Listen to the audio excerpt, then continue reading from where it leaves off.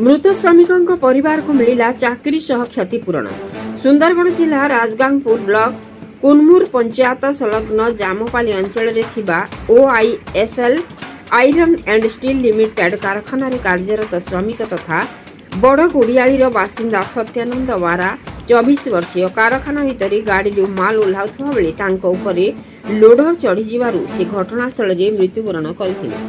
प्रशासनिक अधिकारी कारखाना मालिक परिवार लोकों उपस्थिति रे समस्त विषय प्रति दृष्टि देई मृतकों परिवार को 15,50,000 टंका क्षतिपूरण सह परिवार 2 जन को दियाजिबार प्रतिश्रुति दियाजिबा परे शव उठिथिला।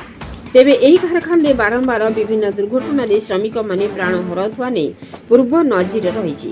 बुद्धिजीवी महल प्रश्न करुछि जे जने युवक श्रमिकों मूल्य मात्र 15 लाख एसबू समाधान बेली प्रशासनिक केमिति सुचिंतित पदक्षेप नेउनाही। राजगांगपुर मनोज कुमार गौड़ का रिपोर्ट मसीहा न्यूज।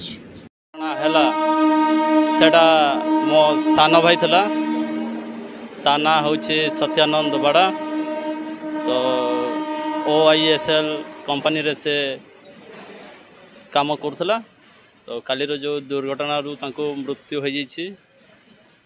तेणु प्रशासन आसिक आम सहित कथा हेले डिसीजन भी करा गला। कंपनी तरफ जे आमे दाबी करथलु कि कंपनसेशन टा हमको मिलू। केतरा दाबी करथलो? आदा आमे करथलु जेतिकी करथलु सेतिकी तो हेलानी किंतु फाइनल रे आसी जिछि 15,50,000 रे। आ कोन मिलला आपण? आ मिलला 2टा चाकरी देइ छंती। एक जून रु हेइबो।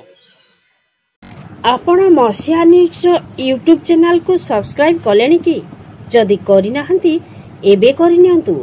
एहा सह मसीहा न्यूज रो फेसबुक पेज को और ट्विटर को फॉलो करंतु। ता सह मसीहा न्यूज रो ऐप आसी गलानी निज मोबाइल रो प्ले स्टोर रो डाउनलोड कर नियंतु। जय जगन्नाथ।